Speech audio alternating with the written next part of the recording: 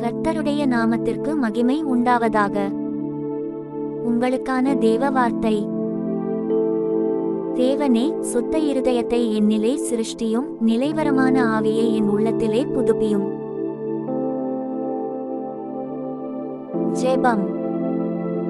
கர்த்தாவே, என் உள்ளத்தை சுத்தம் செய்யும், உமது சக்தியை நான் இன்று வேண்டுகிறேன்.